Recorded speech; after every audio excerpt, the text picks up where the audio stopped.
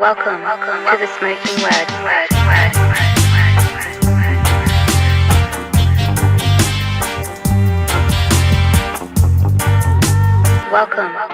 Once again, it's on. The Smokin' Word podcast is back and always brought to you by CasaDeRock.com. Support the show right now. Go to CasaDeRock.com right now and cop a t-shirt, some slides. We got pins. We got it all. That's how you support me. Support the show. Go cop some merch. Look good. You know what's up. Every t-shirt is $21. That's how we celebrate 2021. And you get to support the greatest podcast on planet Earth with an F. But anyway, always shout out to my Patreon family. Listen, I can't say it enough. I'm going to say it every podcast. I don't give a fuck. But thank you for all you people holding me down, especially my Patreon family. It ain't always about money, but the people that do throw up money for the podcast to keep continuing, you get an extra piece of my heart because it shows the dedication and the love you got for me and what I'm doing. So mad love to you. We got a lot of shit coming. I'm having fun with it, and we're about to turn up in 2022. So, we're taking Smokin' Word TV, the Smokin' Word podcast to that next level with the help of my Patreon family. So thank you, like always. And also hold on, before I go on, the shout out.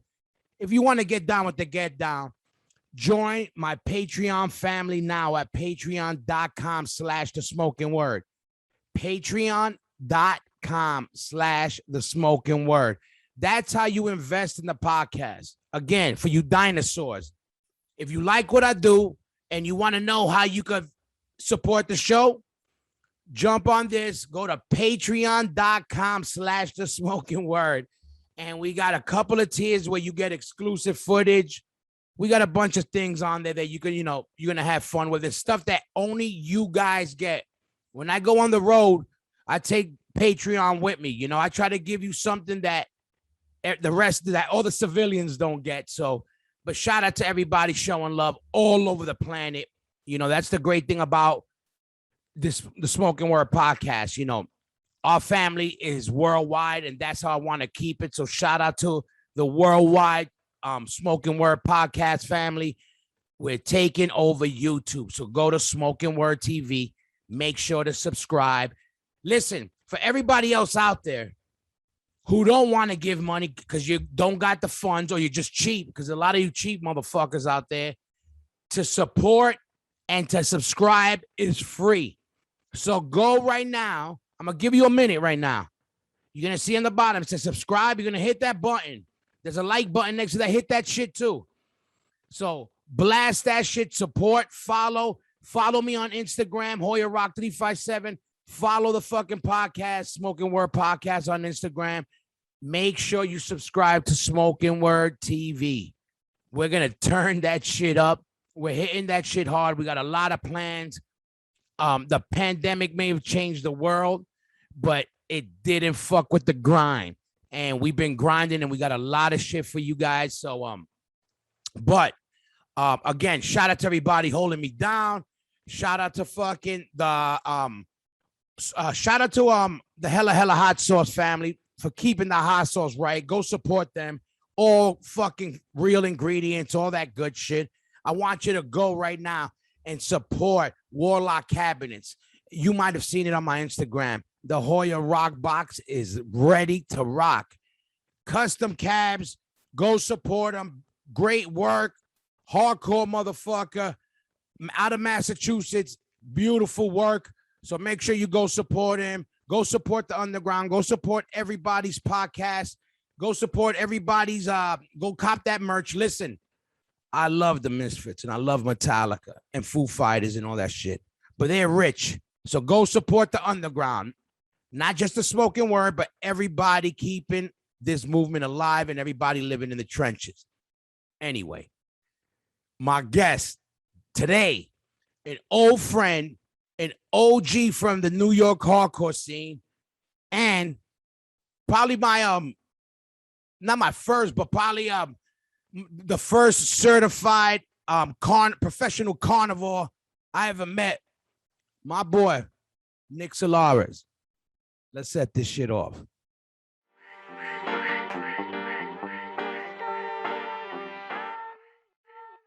Can you hear me? Sorry. Now I hear. There we go. How's my levels? Do I need to The levels?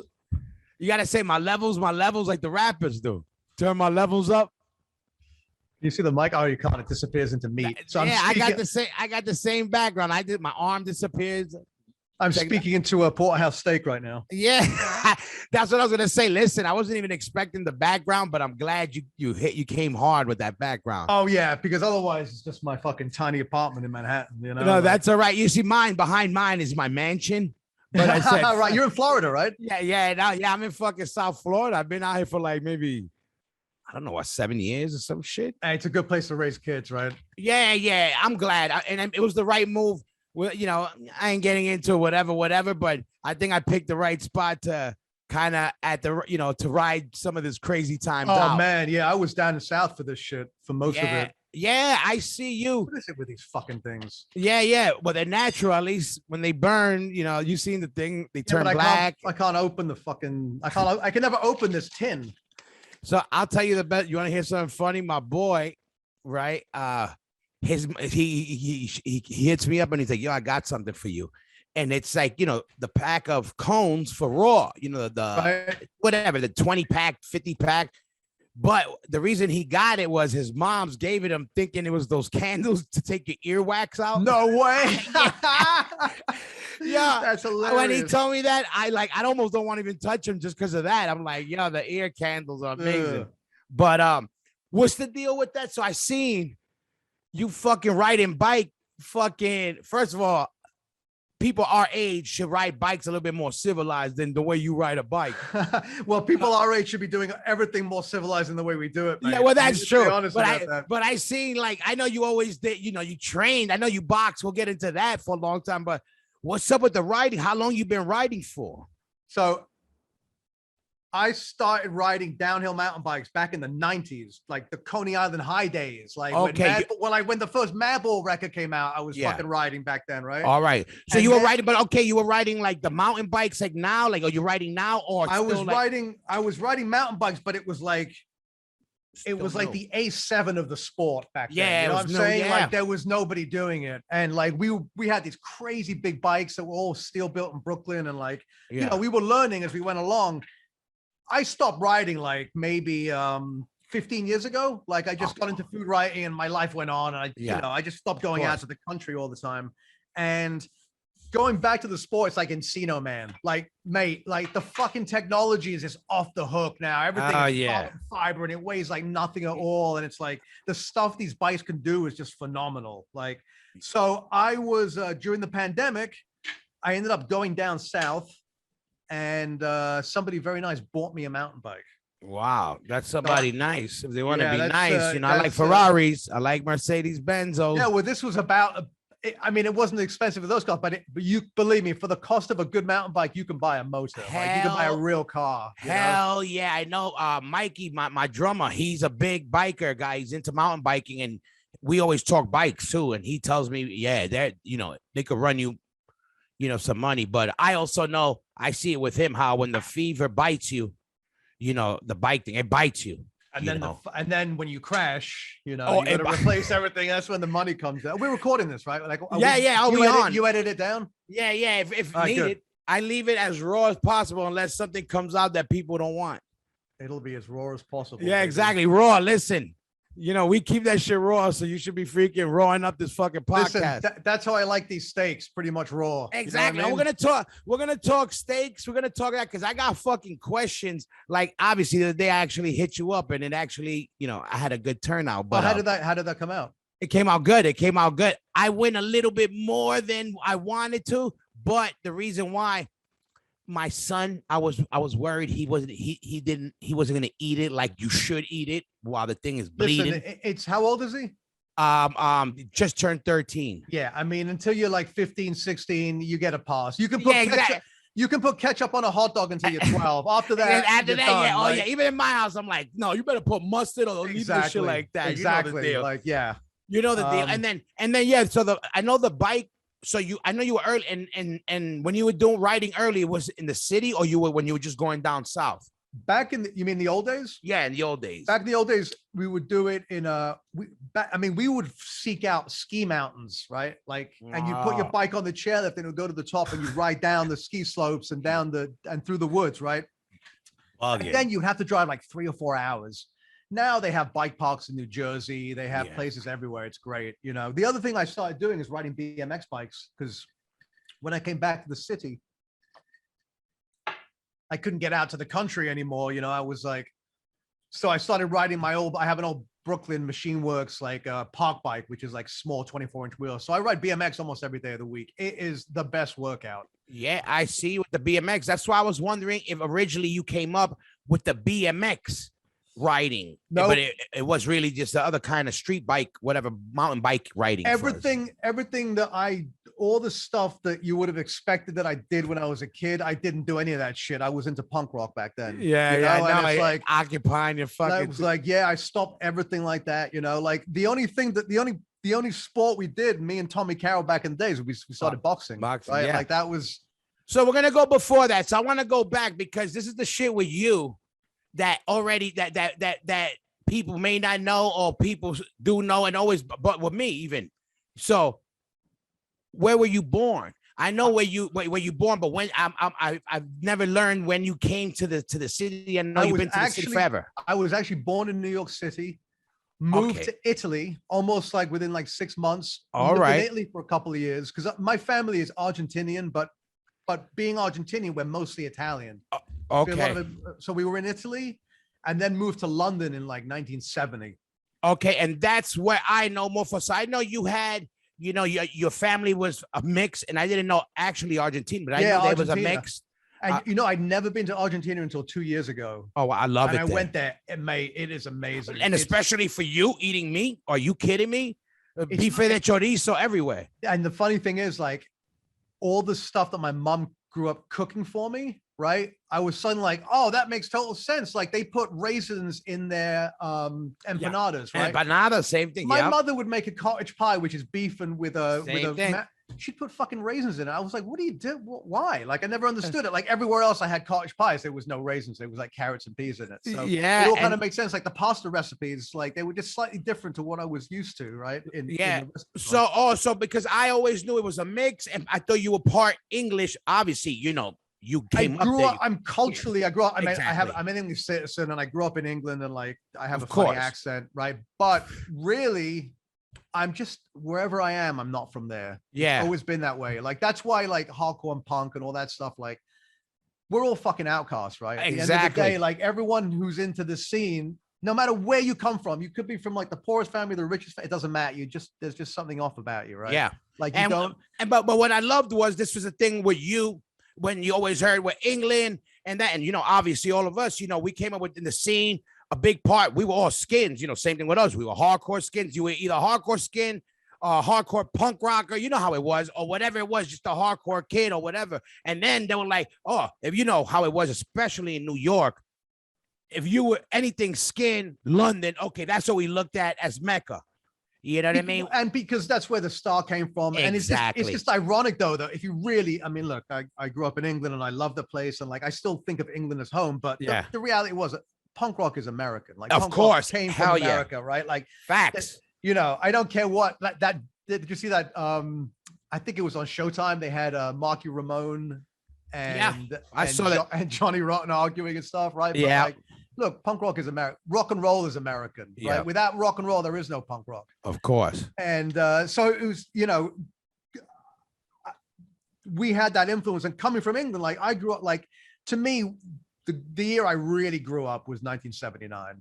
Mm-hmm. Right? That was a year, like, all my favorite records came out. The Specials album, London Calling by The Clash came out like the end of that year, December of 79 in the UK. What was it? What was the jam album? The Setting Suns must have come out. No, it was All Cons. And you were still over there, right? You were in London. I moved here in 1984, like right at the end of 84. All right.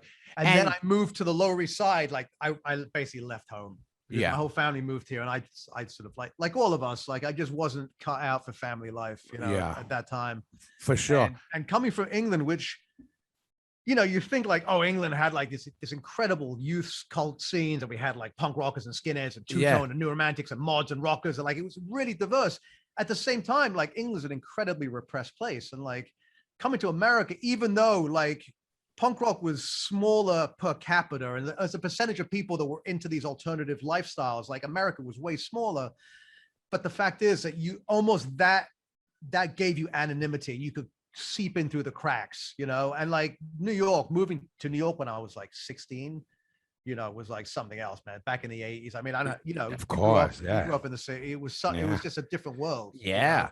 And then but you caught the whole punk rock and that whole thing in England then, right? So it was 1978, 77, 78 when like punk rock swept through my school, right? And everybody was buying records. And I remember this so distinctly. It was like the next year, like 1979, and we're all coming in, and the teacher goes, "So who's still into punk rock?" And it's like, and like the whole class the year before was into punk rock, and you could just tell people have moved on. And I was the only guy that put my hand up. And like, everyone else was into like new romantics. The thing was coming on, but it was really like, I just never left that. Now I was into the two-tone thing and the ska revival thing, but always like, that was so heavily influenced by punk, right? Like to me, like 77 was like this seismic shift when just things changed. And I've never now I'm going back and I listen to stuff from the 50s and the 60s, but like,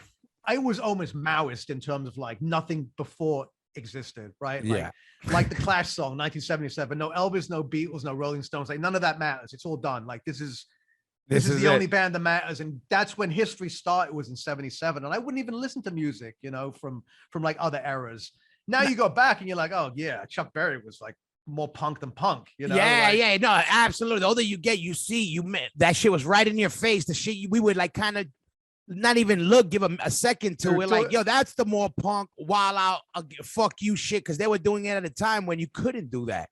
Yeah, you know what I mean? I mean, like no matter what you do in life, you're standing on the shoulders of giants. Like somebody fucking built things up to this level that you could stand above it, it's, and let me ask you, what do you think, what attracted you the most to this? Because part of the whole hardcore thing, especially with the skin thing, what I liked was, first of all, I was always an aggressive kid. So naturally, I loved hip hop, but even with the hip hop, I loved the hard rock shit where we used to be like, the thugged out shit. That's what we used to call hard rocks back in the day. When I was a little kid, I was a hard rock. And then when it came to hardcore, I liked what I was never into punk. You know what I mean? When I first heard New York, obviously through my brother, rest in peace, but hardcore, and I heard Oi, to me, that was like, oh, this is the hard edge of punk. And hardcore is the hard edge of that. I'm like, oh, so I tended to go towards that. But first of all, it was kind of more not just the music, which I loved, but it was kind of the look and the lifestyle was kind of even early on. You know what I mean? It meant just as much. If you think about like a 57 Chevy being like mainstream, right? Punk rock is like the hot rod version of that. Yeah. And I think like hardcore and like Oi and all that stuff that is just, and to a degree like black metal, all that's like Mad Max version of that car, right? Like stripped down to like just nuts and bolts, and it's just about speed and adrenaline and like energy, and you know. It's true. I mean, Oi, it's pretty hard to listen to Oi how old am I now? I'm 53, right? Yeah. Like I love The Business and I love some of those early bands, but like it's such simple music, right? That it's hard to like, it's almost like it had its time and place. It doesn't seem sustainable in the way that hardcore is like, so hardcore is such a diverse art form, right? It's like, it's not pigeonholed, and it's like, it's just got a melodic aspect to it. That I totally know what you mean, because at the end of the day, even the timeless Oi at the end of the day doesn't compare to just the timeless rock and roll that it sounds like. You know what I mean? You're gonna always go back to Chuck Berry. Chuck Berry. Let me tell you, a lot of bands own Chuck Berry. A lot of money. No doubt. Like a lot of everything. But it's especially in our world. You know what I mean? Yeah. And it's so funny if you think about like the influence of America. It's almost an unseen force in British subculture. Like I love all the mod stuff. You know, I'm dressing like being a rude boy and all that stuff. Like all that clothing really comes from American preppy, like college, then filtered through Jamaica and then came to the UK, right? And then kind of gets regurgitated back. It's like this weird loop, right, that we have. But what's that shit called? That sex thing where people vomit on each other, sloshing. Yeah, it's kind of a sloshing thing or whatever. Or is that like shitting on each other? I don't know. That's these kids today. I don't know. These kids today. Yeah, that's some TikTok shit right there. Yeah, right? exactly. Everybody. But no, and then now let me ask you this, because me, you know, I was as a hardcore kid, I came up. I always say to this day, I was like, I'm a skin. I was a hardcore skin. You know, that was me. You know, I was never an Oi boy. I loved Oi, but even then, when as a kid at that time in '88, I came up later. There was like the Oi boys that were just fucking with the Oi and really traditional style. And then, you know how it was, that the hardcore skins that we were borderline, whatever. Yeah, and to me, like, that was the more authentic version of what the other kids wanted to be. Like, yeah, Fred, I love Fred. Listen, I got more Fred Perrys than anyone I know. Like, I have Fred Perrys and Ben Show. I've been wearing that stuff since I was a teenager, right? Like, young kid. But the reality is that, like, the way that, especially if you look at the way like Warzone dressed, right? And like, right? That whole look was about being working class in New York City. Let me tell you something. It gets a lot colder in New York than it does in England. So the hoodie, sweatshirt, like that was indispensable, right? Yeah, it makes sense. Yeah. Those gloves, the working gloves and everything, like you needed gloves. And, England back then, it didn't get that cold. Like, I know what you mean. It's true. It's true. It definitely matched. It makes more sense. I never looked at it that way, but it's what's true. more authentic? What's more authentic? Buying a pair of actual combat boots, for like $20, or like buying imported Doc Martens. Yeah, right? yeah, no, for I sure. mean, if you were like some of the heads, you go out and just steal them, right? But that, we don't talk about that too much. That's right. There were certain ways we would earn these things when financially we weren't there to get these designer boots. But it's like, yeah, for sure. New York now. I mean, I'm literally looking out onto the East Village and the Lower East Side. I live, and like, people think like New York is rough, and like, look, New York is still an urban environment, and things can get dicey, but like the level of criminality that was just everywhere back then especially in this neighborhood, like, you'd see those people come in from like New Jersey, like brand new Doc Martens, like, bumbling down St. Mark's, and it's like you'd see him walking back without shoes on like an hour later, right? Like it was it got a lot of barefooted people back then going home for sure. And then they had like, alphabet say it was like A was adventurous, B was brave, C was courageous, D is dead. Right? The further you get down the alphabet, like the more in peril you are, right? And it was fucking. You remember, and I remember. I'm glad I caught that. I really am, because I'm glad to be like, just. Man, I lived through that, and I really saw what the fucking shit was, like, it's one of those things that you're glad you lived through it, but you'd never want your kids to live through it, right? Exactly. You can't change. And look, your kids are going to face, your kids lived through a pandemic, for God's sake. That is like, I mean, that's the reality is that people are going to be talking about the COVID thing. Yeah. CDC warning popping up on your screen right now, right? Instagram. Oh yeah. They're going to be talking about that in 100 years. Like, no one's going to really care about the Tompkins Square riots. Oh yeah, of course, yeah. But which was fucking a big deal. You remember all that shit? I remember that because I was working at the time, Save the Robots on Avenue B, right? Which was the basically an illegal after hours. And that night changed everything. Like, that is when gentrification went into high gear, or it was a different form of gentrification. Yeah, right. For sure. They were building that red square had gone up on Houston, that building with like, it was the most ironic thing. I had a statue of Lenin. Yeah, Lenin on top. Right? And it was like the most expensive neighborhood residences. It was all like, it's a co-op basically. I love America, but America is fucking got an awful sense of humor. It just has no sense of irony, I think, and like these people whatever. It was a different time. But all right, now you go from England, you come over here, you're already on that punk rock shit, whatever, so the whole thing. Not only that, but I was already a fan of American hardcore. Oh, you already were? Yeah, because I had Let Them Eat Jelly Beans. I'd read a couple of Maximum Rock and Rolls. Uh-huh. I had like a Rodney on the Rocks compilation.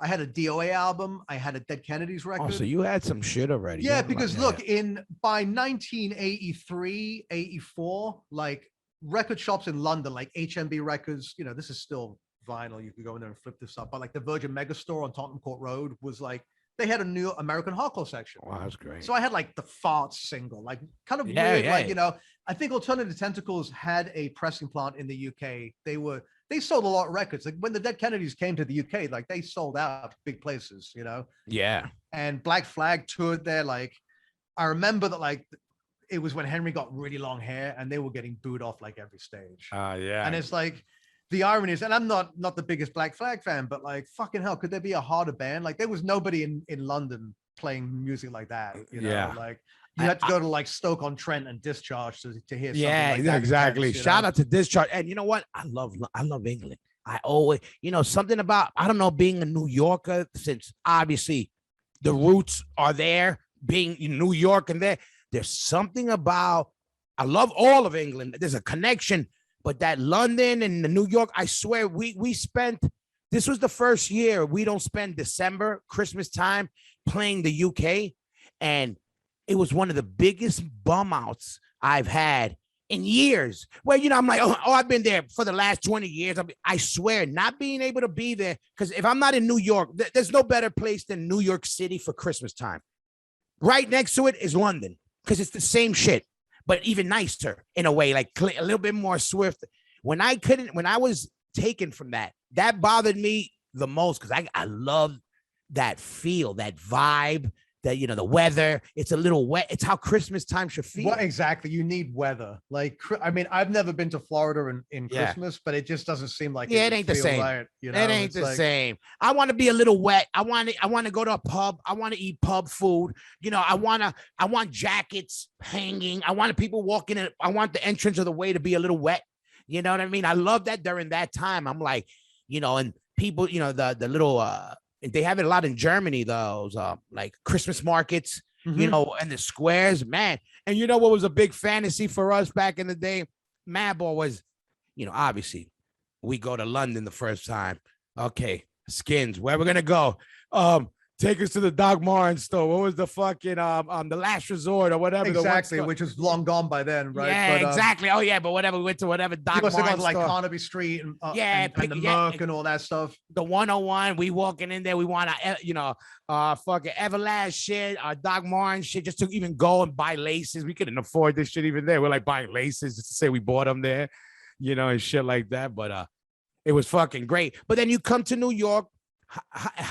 What's the hookup? Who you hook up with first? Because I know you know, obviously you got a lot of history with like AF and everybody. So look, the thing is, and the thing about New York hardcore is that, like, as bad of a reputation as it has, and that's only because you fuck with us, right? Like, because the reality is, if you come in humble and if you come in like, mate, I couldn't have been more accepted. You know, it was unbelievable. Like, so the first show I ever saw was the CBGB's matinee. I still remember like getting the Village Voice, right?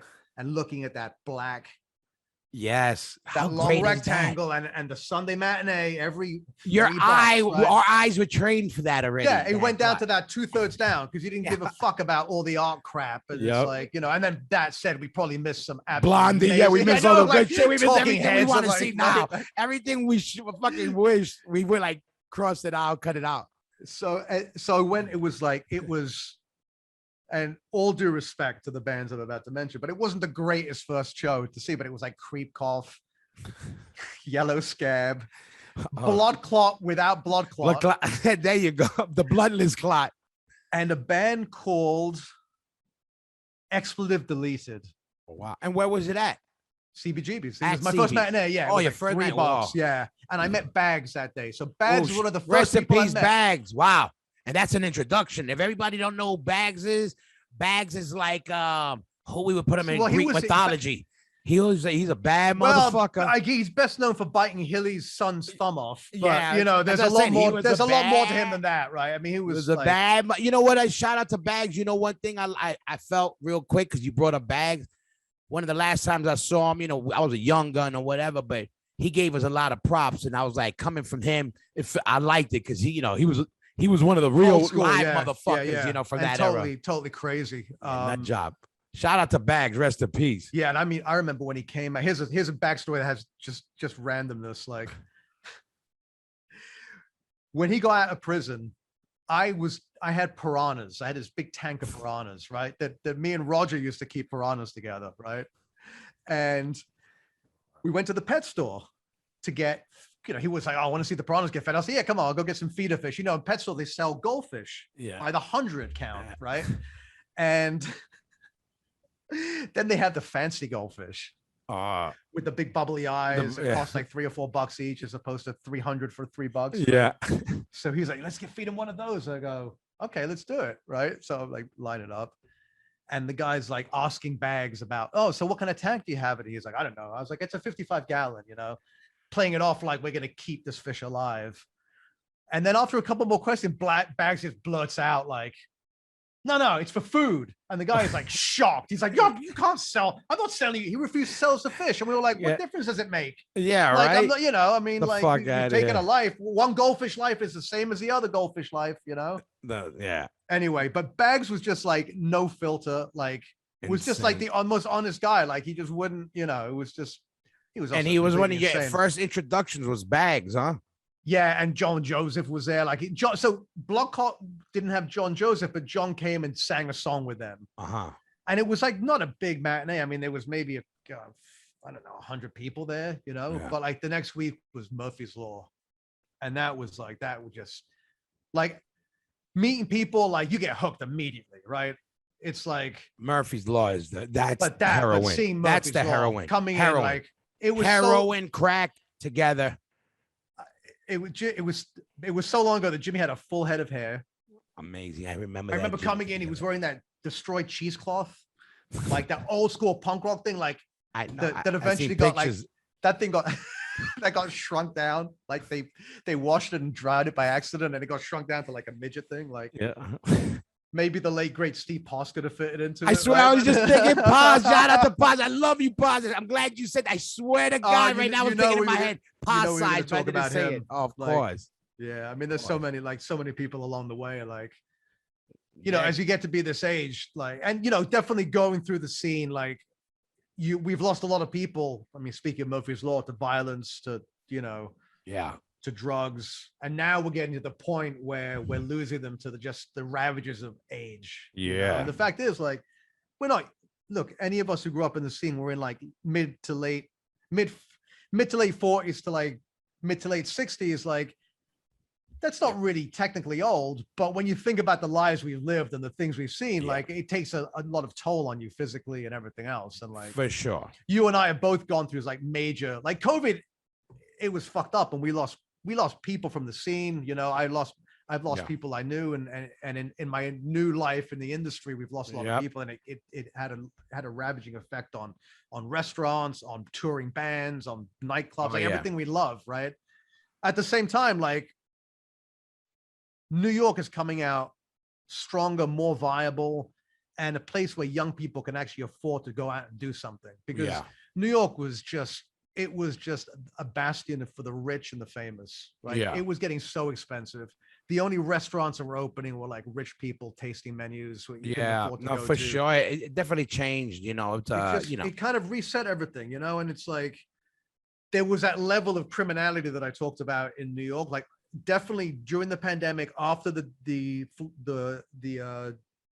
demonstrations in the summer and the Black Lives Matter movement, like there was like 3 or 4 days of pure just riots and people just like professional gangs. It was absolutely insane. Like going through Soho and after that, like it was like the 80s again for a long time. Yeah, I definitely heard people. I know it was real. Change when like people that we know, like good real people, like close friends, were like, yo, it's different. Like certain things definitely change. It's like the old days, except there's no good bands to see. Like, and you would brave it, Yeah, like, you know what I noticed, and I noticed this for myself. I went to visit with my sons. We went downtown and we actually stopped by what you call it, fucking Wawa Hut, fucking all those places. A7, Niagara. Niagara. We stopped by. They had the little show there, but I happened to be in town with my son, showing them around. And you know what I fucking noticed, which was crazy? You know, obviously, as cleaned up as it had gotten, there was you always had a lingering homeless guy, but it was always seemed like a legit, maybe homeless or just the type of nomads that the LES used to have. This last time I went, I saw the crackhead drug dealer bums. Like not even like drug dealer, like in a Ferrari, like bum crackhead dealers running the park like it was just the shit on top of the shit. And that corner, right on the chess tables, yes, A and 7th, they literally just closed that down, closed it off because that was it was like Mad Max. It was like a drug dealing encampment. Like exactly. It was unbelievable. It was just like, in fact, I would say it was more out of control than the 80s because back then it was like all the drugs happened down, right? B and C and yes. It was Nick, it's nuts. funny you say that because I did this with my sons because I said I want my sons to get a flavor of this and obviously they saw right. We sat on those benches. The benches right here along the side, right? The benches are here and the tables are here. And we just watch, you know, they had, I got them an egg cream, you know, for right there. Right. Of course, we sat in the park and watched the bums and the crackheads. And I was like, watch, look. And they're like, yo, what they're doing? Look, we're watching drug deals. But it was like how it was when we were kids, when for a long time it wasn't that. And now it's that again, which. Well, like we were talking earlier about the Tompkins Square riots, that was the point where Tompkins changed. They had the curfew. Yeah. The neighborhood became gentrified, on an accelerated level. It was like, you know, it was the advanced phase. It was corporate gentrification, right? Yeah. And you see. All right. Now look at, so, all right. You get in, you know, you come to New York, you get into the music thing, you do the music thing. When you got out of music, was it because I know how it is for a lot of people. Sometimes it's just what you do within that age bracket, you know, maybe be in a band and then obviously you move on or whatever. Did you always have, obviously you know, you had that thing where you needed to be creative and you like creating content and stuff, which you went on to do, but was music always your thing or just wanting to do something creative was your objective? Even more on an even more profound level than being creative, it was about doing something contrary. I've always just been like my friend the other day we were talking about stuff and I was just like, you know, I don't care what kind of government you have, I'm against it. Like I'm an anarchist, not in the sort of in the anarcho communal sense of like crass, right? Like, yeah, of course. Like that whole and to me, honestly, like, so getting, you know, I'll weave what I'm about to talk about into like my story. By 86, we had this house on Rivington, 125 Rivington Street, and it was the craziest house. It was people from Nausea, my band. We had Armand live there, Mark from Death Before Dishonor and Super Touch, Ray Capo lived there. Love it. Tommy, Carol, and Alexa lived there. So we had like 4 or 5 of like, you know, of the new bands that we were all in the comp together, the Revelation comp. And it was just, you know, like it wasn't about like whatever political stances we stood for, whatever we were into. That was meaningless once you came outside of our border. Right. It was like in the same way that American diplomats, like politics ends at border's edge. Well, that might not be the same anymore, but that was always the operatus mundi of like American foreign policy. That's how it was in hardcore. Like it didn't matter. Yep. We protected everyone. Like we would have these standoffs with the Guardian Angels. Like it didn't matter if you were a straight-edge kid or a ska kid or whatever it was. Like, you know, we had your back and you had ours. Like the scene was like that, you know, and it didn't, you know, I've always been like against conformity. I've always been against the status quo. And that's just how I am. I can't help it, you know? Yeah. And especially our world. And especially then I tell people, I go, the scene was, we all fell to the bottom of that fucking, that cesspool. This is where all the degenerates ended up, all of us, all the broken toys, all the people that had nowhere to go. I tell people back then, if it was, you know, the homeless kid, the drug addict kid, the nerd who didn't fit in, the gay kid, the whatever it was, we had nowhere to go. If it was a left wing guy, a right wing guy, we all fell in that little drain area. Then we lived there, but then we learned, oh, maybe I'll stay on this side of the drain. I'll stay on this side of the drain, but we all ended up in the same place. That's what I said. I go, we had nowhere to go because we were all looked at the same way. Yeah, we were looked at, the artist, the if you were a skinhead, you were looked at the same way as a fucking a transvestite. Oh, whatever the word is nowadays. We're all transgender, freaks. Whatever. But you know what I mean? We were all freaks. All freaks and all outcasts, right? Yes. It's almost like society had like, that you see those things where you fit the shapes, like those IQ tests that they give kids, like there's a square and a triangle and a star, and like, most people fit into one of those things. Like we were just a bunch of weird shapes that didn't fit into any of those holes. So where they put them in this weird box, and that box was like that was like the East Village, or it was the alternative exactly, or like, so we lived down on Rivington Street in this house with it was like the whole floor, but we all had our little rooms, and like all our different posters. It was just, how great is that though? If you think about it, it was like a dorm. It was like a fraternity, fraternity with no college, right? Yeah, no degree. So a lot of us worked at Save the Robots, which was, it was an illegal after hours club that operated Thursday, Friday, Saturday, and Sunday. It opened at like 2 a.m. and closed at 8. Yeah. And lines down the block, people. Yeah. I spent many hours there, but just so you people know, it was illegal, but there was lines outside. It was totally illegal. We had a hold on, what year is this? Yeah, the statute of limitations is long run out. We can talk about this. Yeah. We had a buzzer system, and at each bar there was a bell, and the door guy had a buzzer, and there was switches everywhere, and there was only ever in the room 2 Schweppes bottles filled with vodka. So never more than 2 liters of vodka in the place. And a lot of people remember there was sand on the floor in the thing. And the reason was that when that bell went off, you would unscrew the thing and pour it into the sand. Oh, right. Slick. And we had runners, and shout out to Nick Lord, who was fulfilling that role. We would keep it in a recording studio next door, or in a car. So there would be these cases of vodka, right? And the runner would come back. There would always be vodka ready, right? And it was, I don't know, we could probably fit 400 or 500 people in the place, like DJs on the ground floor.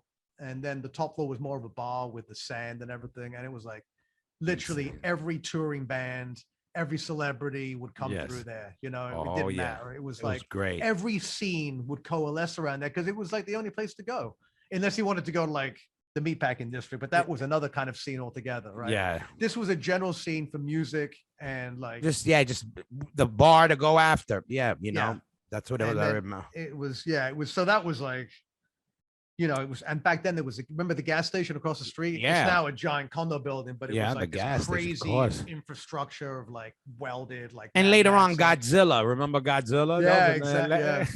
These are the after hour. They should be books on these places. I mean, it's coming. It's really but that said, it's really the last generation where like everything isn't documented to hell. Yeah. Right. And it's almost like that there's not that many pictures of that anymore. There's not many pictures. I have pictures of me inside robots, but like there's no Yelp back then. You can't look up there's restaurants that closed 15 years ago. You can go on Yelp and be like, oh, that's what it looked like. Like, there's places that doesn't exist anymore. Yeah, no, for sure. And that was an era people don't understand. Even like early days with the band, with Madball, like we got like 1 or 2 pictures. I'm like, yo, there was disposables. And that's if you had one or you knew the one person with the real camera. Think about your first festivals out and you're playing in front of hundreds of thousands of people. And there's like, I know you better 2 pictures. Yeah, right. It's like 2 pictures. Now there would be like, I played some of my biggest shows that then maybe they're documented on an official tape somewhere. But back then, unless it came out on like the news, we wouldn't see it. Like it's funny. There's a picture of me. I always post it. It's like me standing in front of an MQ throw up. I'm 10 years old. I remember taking that picture, MQ taking it, because he was like, yo, I got 3 pictures left. What should we take? Like, it was a big deal. Yeah. And then we gotta pay to get it developed. Oh, we gotta wait, this and that. And we're like, yo, okay. And I remember saying, yo, let me do the Run DMC. But I remember it was like a big deal to just get 1 picture saved, like it was like documenting. Yeah. So ex-wife who lived in that house with us, Mo Brown, was one of the big scene photographers. When we were going out initially, she was at SVA for photography. We had a dark room. She took some of the seminal pictures of New York hardcore, like pictures of Freddie. Madball's first show, I mean, it wasn't technically Madball, but it was Madball. Yeah. It was at Streets in New Rochelle.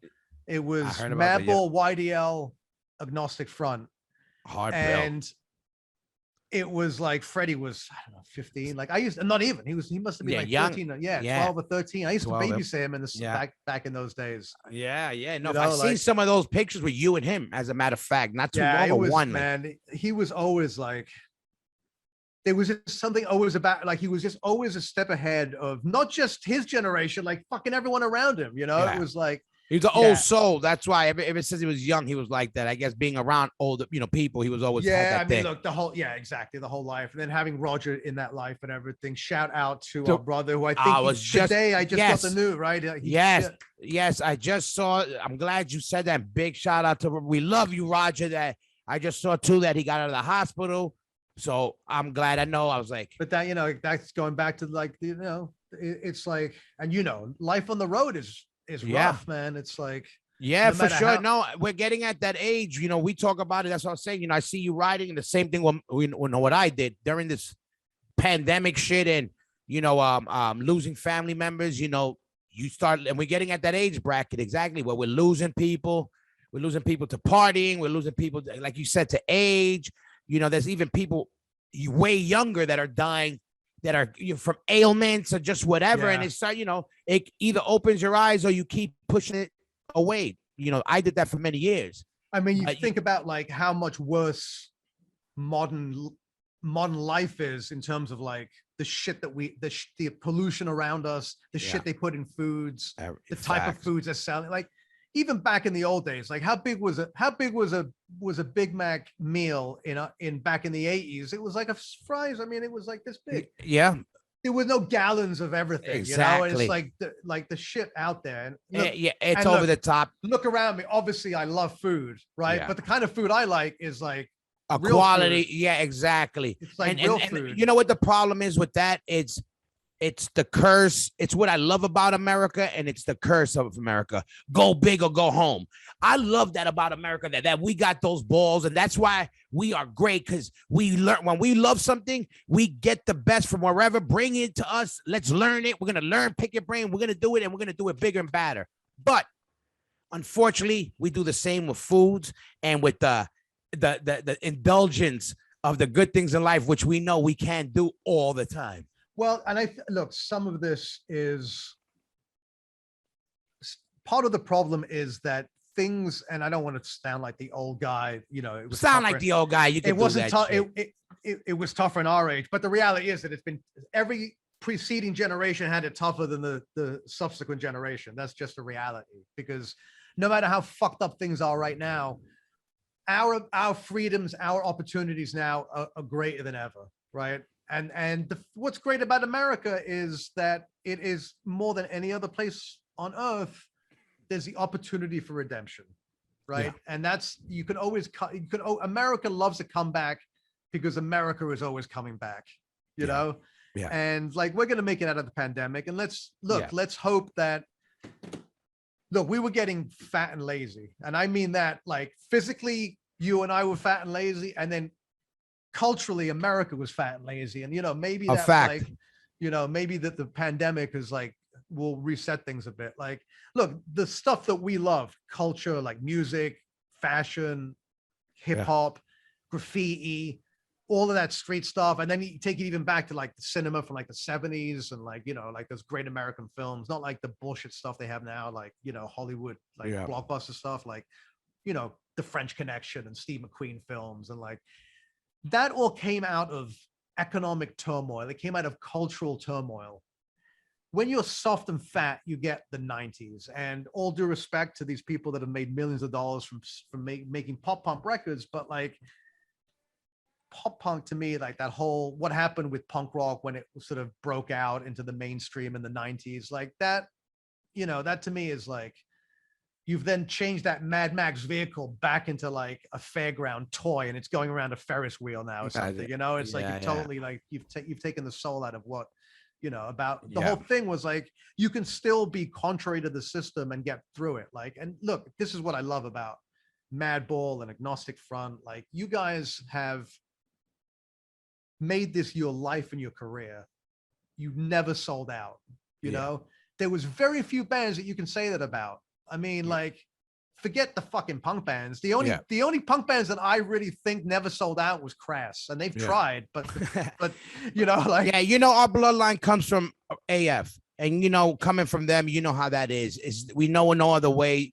You know, I say it all the time, and when I say it, I don't mean just Madball, but I say it, go, yo, we carry New York hardcore on our backs, and I don't mean that just Madball does, but I mean we wear that shit everywhere we go, and we always will, because you know that's how we show love to Roger and Vinny and all the old guys and all the OGs, that how it's a worldwide thing now because of these dudes, you know, and we're the dudes that have, you know, that fly that for better or for worse, you know, because as hard as it may sound for some people, it also hurt us in a lot of ways, because people that those letters sometimes aren't the most acceptable letters, you know. Forget it. Like, there's no doubt that, like, if you guys had just dropped a lot of like the letters, right, and dropped the whole skinhead thing, and like, of course, there's no reason why you wouldn't have been on MTV and doing all that shit. But what you know, like, how would you feel now?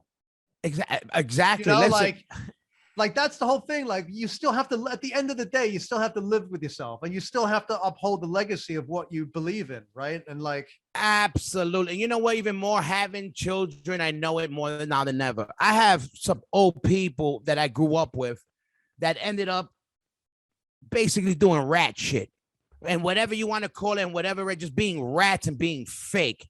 But these were people that used to talk all this loyalty and honor shit. These same people I cut off many years ago for not being honorable, because I've always walked the same walk I walk now. These same people now get in touch with me 30 years later because I cut them off for being rats and whatever. And now they got children, and now they're telling their children, be honorable, be this, be that. And they can't even look at themselves in the face, and their children in the face, without turning, because they know they got that rat blood in them. And now they call me to try to, you know, fix, make ends meet on something. And I'm in the best place in my life I've ever been mentally. And I'm not harping on old shit, but I'm like, I teach my son, they see me walk it. They see, you know, from all the backlash we got from playing shows when people were shook to play shows. My son said, "What, you know, why you do this, Pop?" And I was able to show him. I go, "This is what we talk about, and this is what your father's about. This is what they're talking about." That I never been more proud of ever in my life, and that was because growing up with how we grew up with, you know, manning up. And again, I'm saying man up for me. I'm a man. You know, manning up and sticking to my word, sticking to, you know, my family, all my beliefs, and never folding. That's how we were made. We learned that from the AF records. We learned that from all these old records, from all these old, you know, how our scene came up. It was a lot of honor back then because. Yeah. And I think, what you're tapping into is like, there's a lot of revivalists out there now, right? There's a lot of people that are our age and they're like, oh, you know, I'm having a midlife crisis. My kids are growing up now. Like, oh, I want to play in the band again. Like, there's nothing more. There's no band I'd rather see than AF and Madball. There's no band I'd rather see less than a band that broke up 30 years ago. Exactly. And got back together because they somehow think they can make money at it now, or whatever the reason is. Like, that to me is like, you know, like, look, we've lived. From after the scene, I went to university, I went to college, and I graduated, and I went right back to fucking running clubs with Jimmy G. Gosh, you were always around. I've been living. Then I worked in tattoo shops, and then I got. You were always around, yeah, exactly. Oh no, I'm still like. Not only am I not, I lived in the same apartment for 20 years. I still live like a fucking teenager. Like, I lived the life that I wanted to live when I was 15, right? Because now I can go out to eat every meal. I can go to see any show I want. You do live the life that I want to live sometimes, because I see your fucking Instagram feed, and all right, this is where I want to get into, because I got a lot of questions on this. So I know you started. I know I actually wiki or whatever quick. Obviously, I know you a long time, but I was wondering where you started at first, and it said you started blogging, right? Because I was wondering where your first thing was, as far as what got you started. I thought originally it was a video vlog. I thought originally, so but it wasn't. I've been very lucky that I've always been at the wrong place at the wrong time. No, yeah, I was after. So getting back after the 80s. After the club shut down, I went to university because basically I graduated high school when I was like 20. I went back and did like remedial stuff, and I eventually got my shit together because I dropped out. I didn't, I was living on the street as a teenager, making bank, right? Working after hours club, getting paid in cash. We lived a pretty interesting life back then. And remind me to tell you about Frenchie and the hamburger, because that gets back into my whole food. Out of the Frenchie too. Yeah. God bless him. Yeah. After that, I graduated from university, and almost like within like a week of graduating, I got a call from Jimmy G. He's like, "Yo, we got a club to run." I was like, "All right, I'm down." So Coney Island High opened in February of '95, and me and him ran security out of that place, and that was kind of what CB's was in the '80s in terms of sustain. CB's was obviously still open back then, but it didn't have the gravity. We were open 7 days a week. It was all hardcore and punk rock kids running it, right? And you could go in there. It didn't matter what town you were from. You could go in there and find somebody. You could find music and a drink, right? Like every night of the week. And like obviously, you must have played. Some of your earliest shows would. Some of our greatest shows were there. Guadis and that backstage. Some of our craziest times. Lemmy, you would walk in, Lemmy be in the back. It was one of those places. It was Lemmy fucking lived there. Yeah, he lived there. Remember, by the machines always. Mate, because we didn't have gambling machines, but he was into the pinball machine. He'd be playing the one on Bandit. He'd be playing the pinball. He would be. I remember one time, like he was playing, and well, all right, man, how you going? He was like, he goes, "You want to hear the secret about sheep?" I go, "Okay." He goes, "If you push them to the edge of a cliff, they push back." But he would spend a long time there. Yeah, and obviously, I remember him, being there just randomly. You could never get him to play because, and this is so great. He was like, he would look at the PA. He like, "We can't make it loud enough in here." Yeah, of course. Literally the only reason he couldn't get his PA in there, and ours was too wimpy. And that was a loud PA. That thing sounded good. You're right. He just was like, "This is my hangar. I ain't trying to do shit." Yeah, I mean, it was, another great soul, right? Like one of the legends. And fucking you do the club, but where you start? How the writing starts, the blogging for the food that came 10 years after that. Like I was running a tattoo shop with my ex-girlfriend at the time, and doing pretty well, and started going out to eat a lot at this restaurant called Smith and Walensky, which is kind of so Smith and Walensky was the place back in the 80s, like when my dad was in town, we'd go there. So I'd eat there like once or twice a year, like on a birthday or when I graduate, and I go to Smith and Walensky. That was always my favorite restaurant back then. And not only was it my favorite restaurant, but like literally my favorite thing to eat is the prime rib at Smith and Walensky, right? Mm-hmm. So prime rib is a roast. It's a rib roast for the English people out there. And by the way, it used to be, me and Freddie were talking about it recently because we were in Vegas. That used to be the cut to get in the 80s. Like you went to a steakhouse, was the prime rib at a casino, the prime rib. Of course. The prime rib. Yeah. God forbid anything else. It was the prime rib. It was always the prime rib. And at weddings, it's like the prime rib. Even though most wedding prime rib is absolutely terrible. Yeah. And wouldn't convince anyone that it's worth eating. But so that place like became like my Mecca. And like anytime I got money, and then by the 90s, we were making pretty good money, running the clubs and stuff. Like I would go there almost every Sunday. Like, so I'd have the same meal. Now in England, a big tradition, as I'm sure you know, is a Sunday roast. And every Sunday you'll have like a big joint of roast beef with Yorkshire pudding and mashed potatoes and roasted potatoes and turnips and sweets and like all this stuff. And it's like, it's almost like a Thanksgiving Day feast once a week. Yeah, it's right? amazing. And so I would kind of do that. I would go up there every Sunday, or after I got done mountain biking, I'd go there and get prime rib. And at some point I was like, God, there's got to be other steakhouses out there, right? They must, So yeah. then at the time, in fact, I have it back here somewhere. It's too far to get, but I have remember the Zagat? Yeah, of Zagat course. was the guide, which like before Yelp and Yelp, Instagram, yeah, we had this that was little book. And I started going through all the top steakhouses. So Peter Luger, Keen's, the Old Homestead, Mark Joseph, Ben and Jack's, the Palm 2, like all of them, Sparks, where they whacked Castellano, like Story, right? I mean, like literally, I went through about 25 steakhouses, and I started taking notes. And eventually, I'm thinking like 2004, 2005. It's when maybe it was even later, 2005, I think Blogger came out. Blogger was Google's blogging software. Now, Google was a pretty young company back then. Like everyone was still using Alta Vista and Yahoo as a search engine. But I had a Gmail account back then because I had signed up at some tech conference that I randomly was at. I had Gmail like super early. And then I had access to Blogger. So I started what became known as a food blog. So I was kind of like, it was like playing like A7 or like the Peppermint Lounge in like 1979, right? Like having this platform and having a food blog. And within about a year, you started seeing all these other little blogs coming together. And it was like the beginning of a scene. Yeah. And it really was very analogous to what happened with music, with hardcore. And suddenly you discover a band over here or a guy over here that like dressed a certain way, right?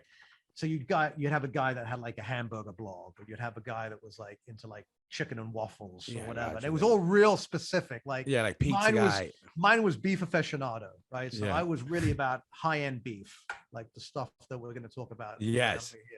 Yeah, but my arms keep disappearing. Oh, there's the mic. There it goes. I see it. I should just do it from an action because I have one of these, not that big. I have a meat fridge behind me.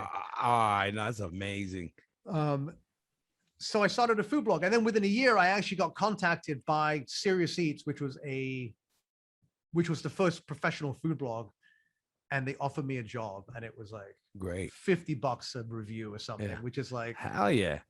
I mean, if you offer me that now, I'd be like, that's like, I'll give you 100 words for $50, right? Yeah. But back then it was like, you're going to pay me and you're going to give me money, right? Like, I was like, sure. So I started doing weekly hamburger reviews. And the first review I did was still my favorite hamburger in New York, Joe Jr. Diner on Junior, which I see you fucking posted all the time. And I was just looking at it earlier. Look, what a good looking burger, man. Look, the thing is, if you don't love your local diner, you're living in the wrong neighborhood. Yeah. You know? Like that's a good fucking local diner. Yeah. But there's still a lot of those in New York. No, for sure. Yeah. And the burgers are good old school flame broiled diner burgers. The flame broiled was big in my diner Sage back in the day. Yeah. You see, this one is flat top griddled, fresh beef delivered every day. Oh. Same guy cooks it all the time. It's like better. Fantastic. So when you go to Joe Jr.'s, and we'll link to all the stuff down here, but it was like the first review. I still have it up. I see. I need to go there for sure. Just go for no plancha, because what they do is a lot of people like it well done. They want to cook in a hurry. They put that big weight on it, right? Gotcha. If you say no plancha, it comes out juicy and get it rare. Yeah, of course. I seen how you got, and that shit looks like it's neat and so big. Juicy. Yeah, not like a sloppy thing. That's another thing I learned. Because I like, I don't eat as much beef as I used to. If I do, it's only going to be, again, good quality because, I try to watch all my meats in general, whatever, which it should be anyway, I think. And anything you eat should be the best quality. The older you get, the more you should watch everything you do. Absolutely. Eat, And just recently I did the steak for myself. That was my treat, that I actually hit you up about. So I'm a big fan of that. And, but I always, what it was, it was only a handful. Exactly. Now the steak, I only knew about the main steakhouses, the 101s as a kid. And then Luger and you were like, oh, you're a business guy. That's if you go there, you're a business guy. Yeah, or it's a once a year thing, right? Yeah, exactly. And then it was like, then as we traveled, I actually spent the Thanksgiving, and we did it at Smith and Walensky's in Chicago, You know, Right, one it's year. right on the water, right? Yeah, right there, Yeah, yeah, it's beautiful. cool. We went in there, and I had the best chocolate cake I've ever had in my life. By the way, was that day there. But the steak. So you started writing about the steak and the burger. Was it steak and burgers or just beef in general? You were writing about. I was writing about beef in general on my blog. I got Yeah. hired to start writing about hamburgers, but then very quickly I got a weekly restaurant review and a weekly pizza review. Gotcha. That was when I got fat. Yeah, and you hit. I know. I hate your feed sometimes because I'm like, I'm stupid because I lived in New York too, and I wouldn't. I what do you call it?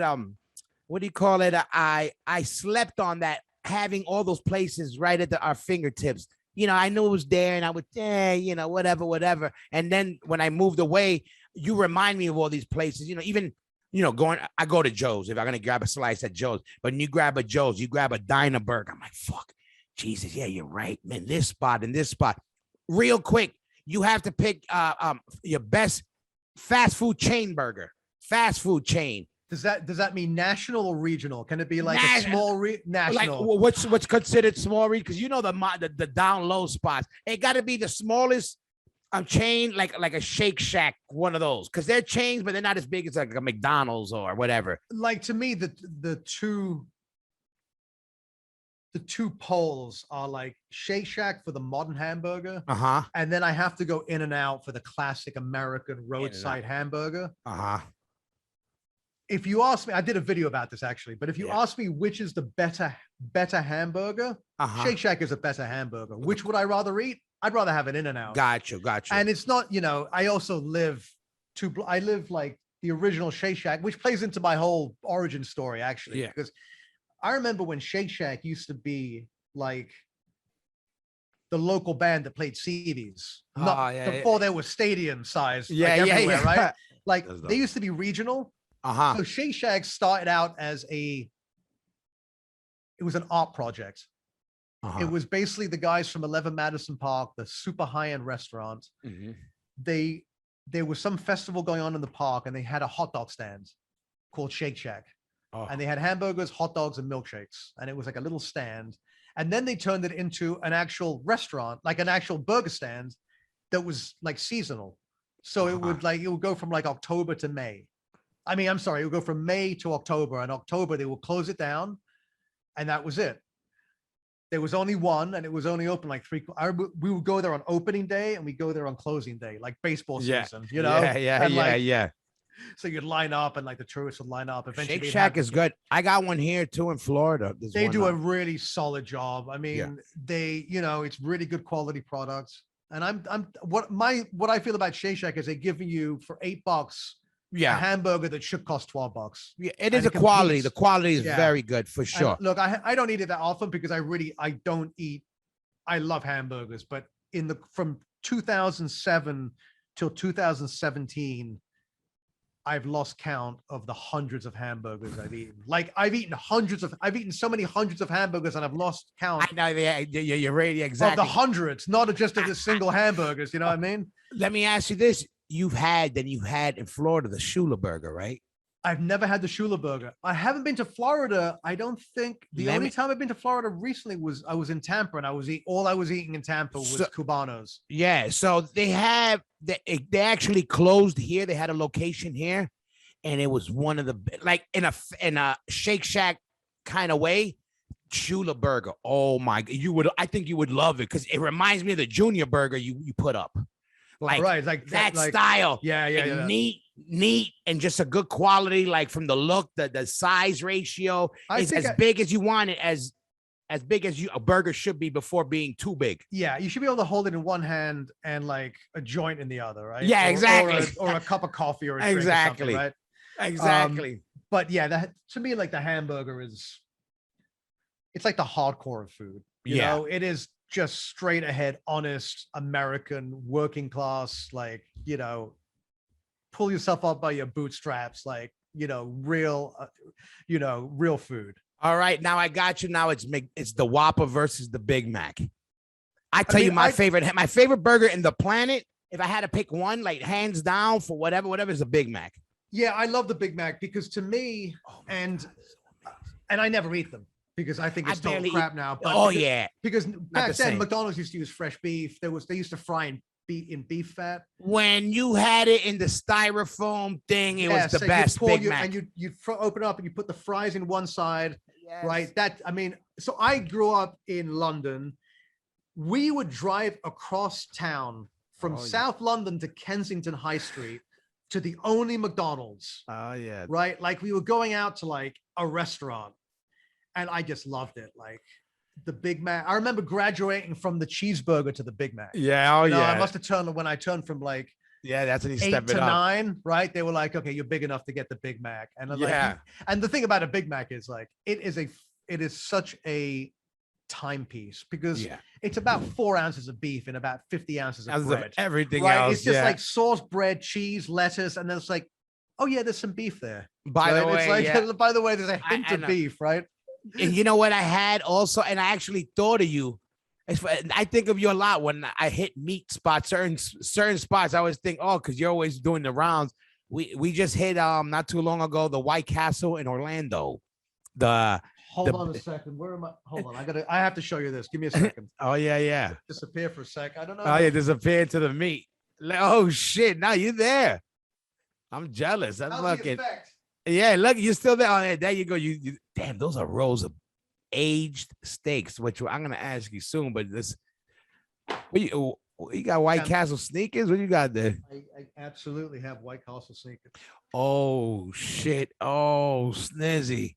So I'm going to hook you up with my pal Evan Darnell, who is a member of. He's got this club in Florida. They're in Boca called the Red Meat Lovers Club. Uh-huh. And what they do is they do events all over the country, and I participate in a lot of them. It's a charity event, so they'll do like Make a Wish or Yeah. Tunnel to Towers Foundation, and it's all about liquor, beef, cigars, and charity.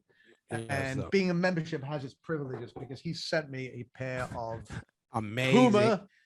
This is actually the first pair of Pumas I've ever owned. Like That's I am dope. an Adidas guy Yeah, of through and course. through for life, right? Like anyone from the scene, right? Yeah.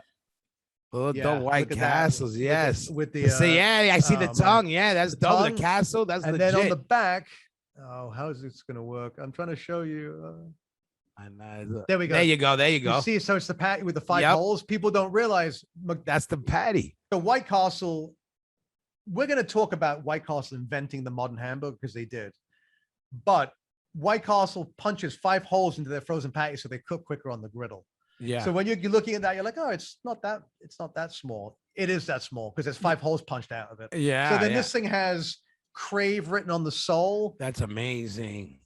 That's a This is- piece right there. This is all bricks. Like the white felt has got bricks. That's a hard And sneaker. Yeah, it's very cool.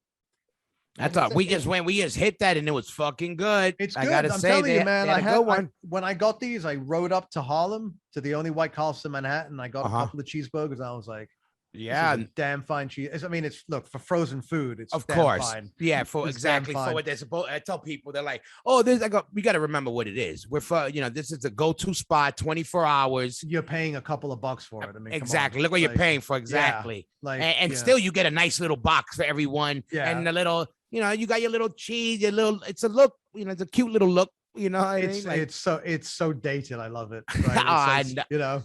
I know. And then you went from you doing burgers and then you started doing pizzas too. restaurant, right? pizza. Yeah, and then, that got big. That pizza shit got big. yeah, right? and yeah, for sure. And then I started writing about steak, which is my real love. Like my favorite thing is Finally steak, came right? back. That's Yeah, when so, when you started doing that, the whole with the videos, but that's why I started catching you where you started, I think, right. So then catching after, momentum for that. yeah. So then after that, I went to Vox Media, who owns Eater. And I was like, in terms of like the food writing world and blogging, I was pretty big, but like that didn't mean anything to people out there. Like you never would have run into my stuff. Yeah. Then at Eater, like in 2015, this is all Facebook's fault, and I'm not complaining, but they made it so that video was prioritized in publishing, and basically every major publishing company, Vox, the New York the New York Times, Washington Post, like all of the big companies started doing video content because Facebook was pushing it. Yeah. So I had they gave me a show called The Meat Show. on video, which on YouTube, Yeah. and for whatever reason, it blew up. Like, Yeah, it was a good. I we liked it. shot That's it. what. We did 100 episodes. We went to Japan, Texas, all over New York, London. Like, did 100 episodes. I still get recognized. Like, it still gets, it got millions of views, Yeah, and it like kind of just like put my career in a different trajectory, because instead of being a food writer, like I started doing much more like content creation, like doing videos, yeah. doing a lot of more, like I've always been a photographer, but now I'm like doing more like in front of the camera stuff. Yep. That's what I'm saying. You did pictures besides the writing. You're a good photographer. You were doing that part too, which is same stuff that I liked. I'm like, with the meat, I have some fucking questions about this. First of all, the dry age. You must have heard this a million times, because I still don't understand.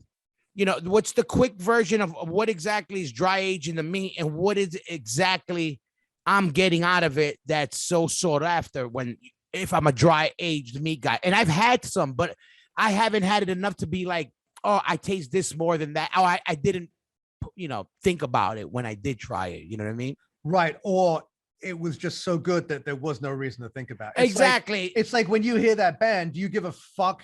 Like, of course, music people care, but like general public, they don't care that the guy's playing a Fender through a Marshall. Exactly. Right? Yeah. It doesn't. It ultimately doesn't matter. It's just like, is it delicious on the plate? Yeah. But like just the way that we're like music geeks, I'm a food geek, right? And like the process is important to me. And dry aging is what is going on behind me. That's a commercial dry aging room. So the long story version of what I'm about to tell you, I've written about because it's my whole job. But right now I'm involved in a process. Like, I am a brand ambassador for a company that makes home fridges for dry aging. Oh, I see now I've started to see them around too. Yeah. For yeah. So I have one behind me. You can't see it because I have this ridiculous backdrop, but I have a dry age fridge over that I'm dry aging my own beef. And that's great. I'm also working with this company, Dry Ager from Germany, and we'll put a link to this. And if anybody's interested in doing it, I can give you guys a nice 10% discount on a very expensive fridge. But we'll change your life when it comes to food. So basically, what dry aging is that it is a way of curing and preparing meat to be eaten. You slaughter an animal. You can't actually eat that right away. I mean, if you're starving in the bush, you could force it down, but we're talking about eating for aesthetic pleasure, right? We're talking about getting the best out of something, right? So my whole career is based not on nutrition. It's not based on good health. It's not based on longevity. Like, I do things so that I can actuate that outcome, but my outcome is about eating the finest things in life, whether it's a White Castle cheeseburger or the most expensive dry aged steak or a piece of Wagyu. Yeah. Like, I believe in eating aesthetically. Now, there's a lot of meals that I eat that I don't consider eating. It's like granola and yogurt and fruit, right? Like, that's maintenance. We don't want to hear about that. I don't care about that. Yeah, that's like, that's just like boring stuff. But I train and I diet and I fast so that I can eat the finest things in life, right? And dry aged beef is on top of that list. So you dispatch an animal think about what happens when you die. Like, rigor mortis sets in. So all the joints stiffen and harden, right?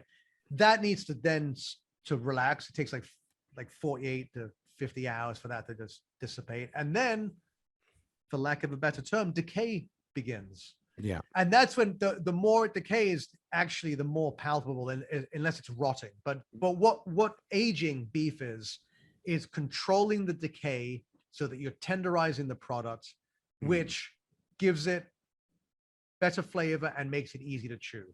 Gotcha. Dry aging beef. Now, the way that we age beef now in the modern world is that you dispatch the animal, you break it down. Those, what are called primals, which are big chop, like the shoulder and the rib and the short loin, those are vacuum sealed and they're put into a refrigerator for a couple of weeks. And that's called beef aging. And that's technical wet aging. And what happens during that time is that the beef loses nothing because it's hermetically sealed. And enzymes in the beef stop breaking down the muscle tissue, making it tender. Yeah, that's what it does. I know that part. So basically all meat is aged, right? In the old days, before refrigeration, before vacuum sealing, they would hang the whole carcass, right? And when you see people hunting, what do? Yeah. They bring that deer and they hang it up, Hang it. right? If you hunt game birds, pheasants, you hang those Then birds for a hang few 'em up. days, right? That is basically allowing it to stop breaking down and to start tenderizing. Then you break that down, and if you vacuum seal it and freeze it, like that will, eventually, like that's also breaking down the muscle and making it more tender and soft. A lot of American beef production is towards making beef that's so tender that you don't have to cook it in a way to further break it down, like a braise or a stew or barbecue and smoking. Yeah. These long smoking and long cooking techniques are good for tough cuts that have a lot of intermuscular fat, a lot of, like the shoulder has a lot of muscles bound up on it, right? Yeah. The rib and the short loin are just big muscles. It's the ribeye steaks, right? Yep. Those don't need to be broken down. They can be cooked quick, high heat, fast temperature, right? Because they're tender enough. And the way that we've brought beef to market is that we've really prioritized what's called the middle meats. And you know the cuts: ribeyes, Delmonico's, New York strips, porterhouses, T-bones, filet mignons. Those are all from the same muscle groups, and they're in the middle of the animal. Yeah. Have you heard the term high on the hog? High on the hog, of course. Right. That comes because the middle meats are on the very top of the animal. Yeah, right? the Whether best. it's a hog or cattle. So in the old days, you would hang the whole carcass and then break it down. And once refrigeration happened, we started aging beef in bags, but people started doing it this way too. And dry aging is different than wet aging, because what dry aging does is it adds another element of flavor. It's almost like the difference between grape juice and wine, right? Both come from grapes. Yeah. The grape juice kind of tastes like grapes, right? It's sweet. Wine doesn't taste anything like grapes. Yeah, Wine fermented. has fermented, and that's what's going on behind me, is actually that you're creating an environment where a particular type of mold forms on the outside. That mold has the same enzymatic effect that wet aging does. It creates that environment within the muscle where it starts breaking it down. But that mold also starts introducing tertiary flavors like blue cheese, right? You look at blue cheese, you see those blue veins? Yeah. You'll start seeing that riddling through the beef behind me. Yes, the right? blue, and the you can purple. see some of that has like a white, it has like a white sheen on it. Like that's like a yeast mold. And you want that. That actually tastes delicious. That's the difference between dry aged and wet aged beef, is that you get on the very edge of the steak, you get this like funkiness. It's like a steeliness. It's like at its most intense, it is like blue cheese, but it's usually a lot milder than that. It's like a funkiness. And I know obviously it's a preference, a dry age to whatever, but like you go to a steakhouse, Nick, you're gonna go for, I'm going for steak. Are you always gonna go for a dry aged one? 101% of the time I go for dried. Yeah. Because I've heard some guys say something about the meat being a little too skunky for them meat eaters that just there's no doubt that just getting back to the basics of dry aging, because I'm almost finished. To wet age something, 2 weeks is perfect. After 2 weeks, it's not going to really get that much more tender. With dry aging, 2 weeks also gets you the right tenderness, but you're going to continue to get different flavors the longer you go. So it's like wine. Gotcha. Right? You pick it to where you taste You can it. age a wine for decades, right? Yeah. And it's going to change it. And in the same way that wine, the longer it goes, the less oxygen it has. The same thing happens with the meat, and the more dried out it gets. And it's about that oxygen deprivation that leads to these more intense flavors. And you're right, a lot of people don't like that really intense flavor of the aged beef. And the thing is that we're getting longer, and it's like anything else, we get more extreme. 28 days was a standard aging period. Now people are going 35, 30. I seen that. 90. I had a 500-day dry aged steak. I think that was where I saw it with you in the that hundreds. video. Yeah. It's hundreds. like we had like 80 and like they're just doing that 40. to do it at that point. It's like pushing. It's like pushing the boundaries of anything else. Like, how loud can we go? Like, right? Like it's like, and you're going for a steak. Are you still a prime rib guy? Not that you don't love it still, but is that still your go-to, or you're going porterhouse, or what's your go-to if you have to go to? You have to pick one. I mean, if I'm gonna, I love prime rib, which is so prime rib. Just to let everyone know, is you take the whole rib section, you roast it, right, like roast beef, and then you slice it off. If you take that same rib section, cut it into steaks, that gives you rib eyes. Yes. Rib steaks. Yes. Right. And if you take the bone off, that's a Delmonico or a boneless rib eye. Yeah. Right. That's my favorite cut, is the rib. Gotcha. So if I'm getting a steak, it's going to be a rib steak. Yeah. If it's going to be, but ultimately, I'd rather have a roast. Now, not every place does prime rib. So prime rib is my favorite. And then after that, I'd get a rib steak. But if I'm at a place like Peter Luger's, where they're famous for their porterhouse, then you go. I might get that. If you go to Sparks is famous for their New York strip. It's this giant like log of beef. When I was a kid, the porterhouse, they used to tell me, "Oh, that's the one," because you got the fillet and you got the strip. That was always like. And definitely the porterhouse until about 10, 15 years ago was the iconic New York steakhouse steak. Yeah. Now we're seeing this whole revolution with the rib steak coming out, and the tomahawk with the long bone. Yeah, the tomahawk is popular as fuck. I love it. Yeah. But I love it. But yeah, definitely it got very flashy. So part of what I do for work now is restaurant consulting. Oh, that's dope. And I do a lot of writing for the meat industry and for trade groups and those kind of things. And a lot of the times, like if we're working on a menu, what steak should we do? I was like, well, do you want to be old school? Or do you want to be new school? If you're old school, you're doing a porterhouse steak. That is the classic New York steak, right? But if you're new school, it's got to be a rib steak. Like that's a trendy steak, Yeah, for sure. And what would you say?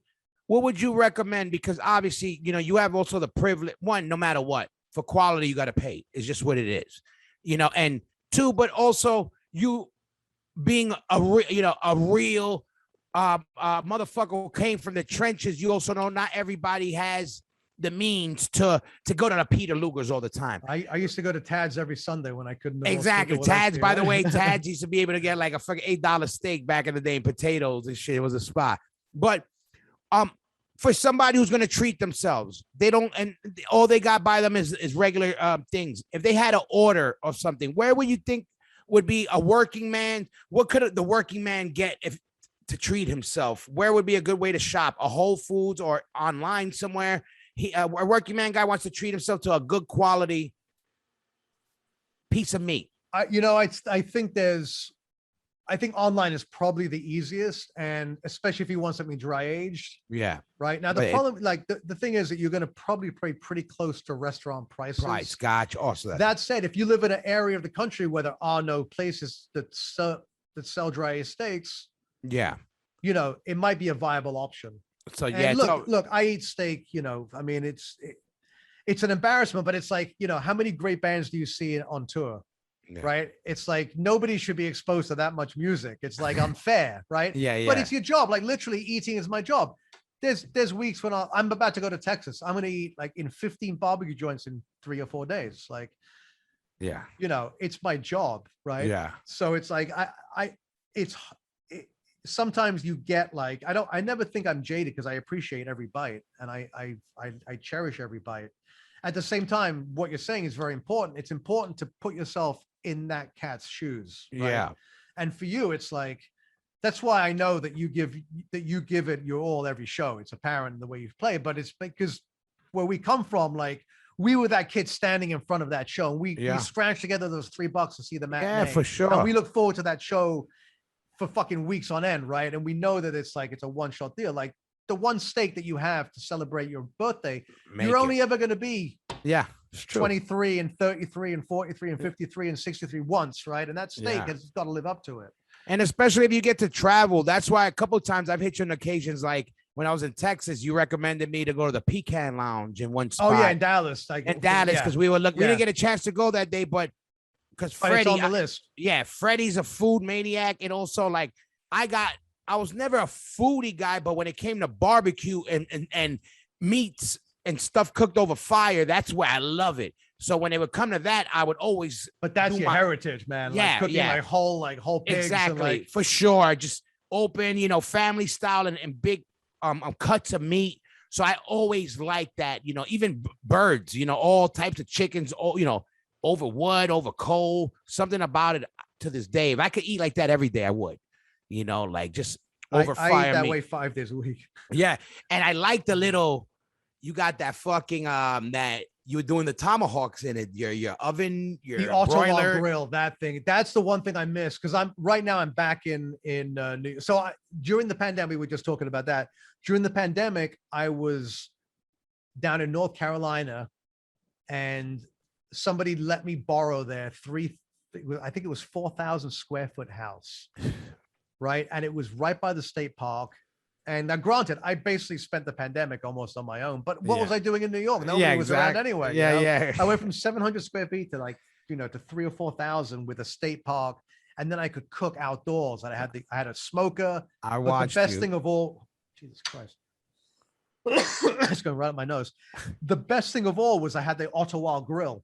Which is it's basically replicates a steakhouse broiler. So I was experimenting, trying to do the Peter Luger style. And look, it taught me a lot. And that kind of pivoted my career also, because for most, you know, up until the pandemic, like most of my business and my work was in the restaurant industry directly, you know, and then I kind of pivoted to home cooking and delivery. And, you know, we did what we had to during the pandemic. I was doing podcasting and doing all this other kind of stuff. So it got me thinking more about what can you do to replicate. And a lot of the content I'm actually coming out with is going to be, I made a bunch of videos about how do you get the steakhouse experience at home. Oh, so that's good. Right? I'm glad you had said, because I was about to tell you. So like, that's where did you end up with all that stuff? Because I know, you know, you had the meat show. I still see you on your Instagram, very active. And I know, you know, you're still, I know you were doing, like you just said, you were doing behind the scenes stuff in restaurants and stuff. So I launched my YouTube channel, Meat Life.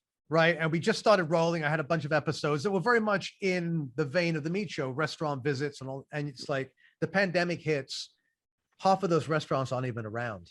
Like that's how it was brutal here, mate. Like, I mean, you remember Gem Spa, right? On the corner. Yeah, of course. Gone. Crazy. Like didn't make it. Like so many places, Crazy. like iconic places. Yeah. So the pandemic really made me pivot, and I started contacting a lot of meat distributors and meat companies and trying their product out. So I can definitely, what I'll do for this podcast is I'll put together a blog post on my website. It'll have a bunch of links and stuff like where you can get quality meat, you know, where you can get exactly quality, for sure, because that's what I'll I like. Put some cooking tips up and everything. Absolutely, because I want everybody to go check out your channel stuff, because definitely if you're a meat eater, you do it right, because besides, if you're gonna eat, you got anything, make it quality, and also if you're gonna spend money and time on it, learn how to do it right. Exactly. And you break it down in a way like exactly, which is great. Like you said, what you're putting out is how to get the steakhouse experience at home. That's very important, especially in this day and age right now. So, and then, you know, in terms of like shopping, like if you can find a local butcher, that's the best, right? Supporting local. Supporting local, but also they're gonna have quality. They're gonna know their arsehole from a porterhouse. For you go to Whole Foods, you go to any of these supermarkets, they have a butcher department. Like, ask them to grind something. They're like, oh, we can't do that. It's like, you're not a butcher. Like, you know, it's like, I want a number 7 rib. They're like, oh, sorry, we just cut them here. It's like, no, if you can get a local butcher. Another good alternative is sometimes a farmer's market. Like if you have a local farmer's market, you'll find locally produced cattle, right? Especially if you're into if you want something that's grass fed, that's a really good viable option. Living in New York, it's an embarrassment of riches. There's so many places, Florence Butchers and you know, Ottomanelli Brothers, and you can go to like Ends Meats and like. What do you feel? How do you like you fuck with elk and all that stuff, caribou, any of those type of meats, those game meats? I'll eat anything. If it had parents, I'll eat it, right?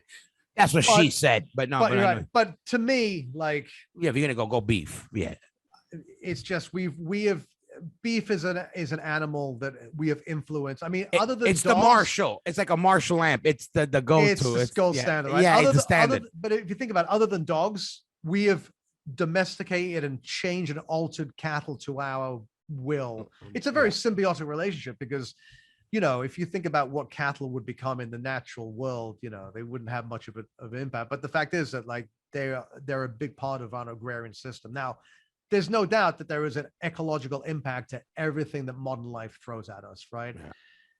To me, people going on about like how dangerous cattle is and all that stuff when they're chipping away on their iPhones. Yeah.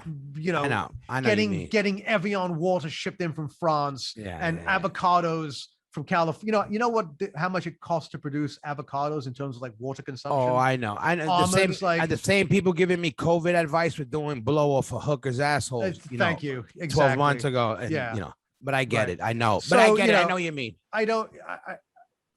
What I love that you said, you know what you said earlier is what I love that you said. You said, look, I'm not here for no health shit or whatever. I'm here to tell you, I'm here to try the best fucking meats or foods. Yeah, I could try. Yeah, and that's enough said. If people don't fucking can't take that, they shouldn't even. They should keep it moving. You know. What I mean? The late great Anthony Bourdain said it best. He goes, "Your body is not a temple; it's a playground." Right? Enjoy the ride. Yeah, right? exactly. We're not here for a long time. We're here for good time. You can treat your body as a temple, right? If you want to run Ironman, that's a thing. Like, I'm in shape, but I would never want to put myself through that. You know? Everybody. Look at this world is for everybody. You know, again, I love where we came from because in our world, meaning in our scene, we grew up with the vegan, the vegetarian, the Krishna, the heroin addict, the gay guy, this guy. Right. You know. It's the interesting thing about that microcosm that you don't see in America as a whole is that we coexisted despite our differences, right? Yeah. And now it's like we're just so like, you know, you mentioned like COVID, but like it's literally every subject is politicized. Everything is just it's always just left or right. There's no dichotomy. There's no gray space between us. And the fact is that what was great about New York hardcore is that there was only gray space. There was no black and white. It was just just diametrically differently contoured gray circles. I never thought about it like that, and that's the only way. That's the best way to describe it because I never would use gray as being that's what we were, but that's exactly what we were, that gray area where so there was always common ground. We could always find a shade that we could always come to terms in one shade, but you know, that separated us. And it's true. You know, like beef has been around for thousands of years. It was religious iconography, it was currency, it's clothes, it's shelter, it was glue, it was beef, it was cooking fat, it's food, right? And it's always been part of a regenerative agrarian agricultural system. You rotate crops, you rotate fields. The beasts of burden till the fields. Their manure, you know, gives life to the field, and then you eat it's part of the thing. So to me, it's like it is a natural outgrowth of our human existence. At the same time, like what's going on behind me is completely a function of modern society. But guess what? Those organic peas you're eating are treated in exactly the same way. They go to a giant factory. They're put on a giant truck. Exactly. Look, the idea of you growing an organic vegetable in Poughkeepsie and driving it down on your 57 pickup truck, right? And setting it up at the farmer's market. The carbon footprint of you burning all that diesel fuel, loading it up, right? Growing in the Catskills is far less it's far less efficient than growing in the Midwest. Yeah, exactly. So it's just the economy of scale in America. It's just cheaper, more efficient, and ultimately easier to grow everything in Idaho. All the potatoes in Idaho. Yeah. You put them on a train. A train is actually a pretty efficient way of doing it. That's driving why from Poughkeepsie is not. I keep my world, and just like this podcast, I keep my world, you know, like the island of broken toys. Everybody's invited, everybody's welcome, and get ready to meet people that do not think the way you do. But that's what I love. That's what I was saying. Like, you know, we're health conscious. We also enjoy what we enjoy. You know, that's why I never shitted on, even as a kid, if they were vegan, if they were straight edge, if they were this, if they were that. To me, I'm like, yo, you got my back, I got your back. Oh, yo, I like what you do, I don't like what you do. That's all I cared about. Yeah, and look, the other thing is that the fact is that all of us, you know, with diet and everything else, we still had more in common than we had not in common, right? Yeah, we eat different food. Look, I remember some awesome meals sat around like Gandhi Indian restaurant after the hardcore matinee, and it was like a row of peace punks eating vegetarian food, and then like, you know, it was like me and Roger and all, and the whole crew eating like, you know, lamb curries. Right. And guess what? We were breaking bread, and nobody gave a fuck what the other person was eating. You know, I just celebrated my 53rd birthday, and I normally go to Smith at Walensky. But it was like, you know, it's a COVID year. People are broke. I didn't want to go somewhere too fancy. I went there on my own anyway. So, you know, I was always going to get that out. But the fact is, like, I know that I'm not going to get to pay on my birthday, and I didn't want to have everyone spend, you know, hundreds of dollars. I went to John's on Bleecker. And the reason we did that is because back in the old days, like, that was one of the places we go on people's birthdays. And we get like an 8 top and get pitchers of beer, and we get half pizza, half meat, and half cheese, right? And half vegan, right? Exactly. With no cheese. And like back then, they didn't care that like half the pizza had pepperoni on it, right? Like, of course. It didn't matter if it touched. Like I like telling people, I got into hardcore before it mattered what was on the menu. You know, that we all grew up with straight edge vegan. You know, that's what I love about hardcore. I knew about veganism, vegetarianism early on because of being around this. So it was cool. We were up on some shit, even if we weren't with it. We knew about yoga, about India. We knew about all that shit, like it or not. But we also learned about tattoos. We learned about different cultures. We learned about the biker lifestyle. We learned about all these alternative lifestyles from where we come from. And the thing that being in a hardcore band affords you is that you get to see the world, right? As that most kids our age wouldn't get to travel. And you know, exactly. Or if they did, they're with their parents. They ain't looking at the underbelly of life, right? They're not. It's No, for sure. We lucked out on that. And you know, again, that's why I'm like, that's why I liked with the podcast was, you know, sharing the things that we got to do in life, because we lucked out for coming from very basic means of what we do, you know, very grassroots, very in the trenches. You know, we saw a lot and we got to experience a lot, you know, and I think that's why we appreciate the things that we appreciate now, because we got to, we had the option to travel and do that, and it was connected with a lifestyle. It wasn't just something we got into. Somehow it connected with our lifestyles. Which was music. It's also, exactly. And then through that, you see the threads, and like, look, you were talking about like when you're in Dallas, like where do you eat? Like one of the things I really want to do is put together a guide to the best places to eat near important venues. Yes, right? That's the thing. And I'm not talking about Madison Square Garden. I'm talking about, of course, the local. Like, hell yeah. Like the bricks, like the underground. Or that's like a good idea. Academy, listen, right? Let me know. We do a little collab. That's something we do. We do like, for sure. You know, a road book for motherfuckers on the road, and fucking, you know, it's definitely something that I think would be a good thing, because a conversation that comes up on the ride and when we're there, what's to eat, what's around here.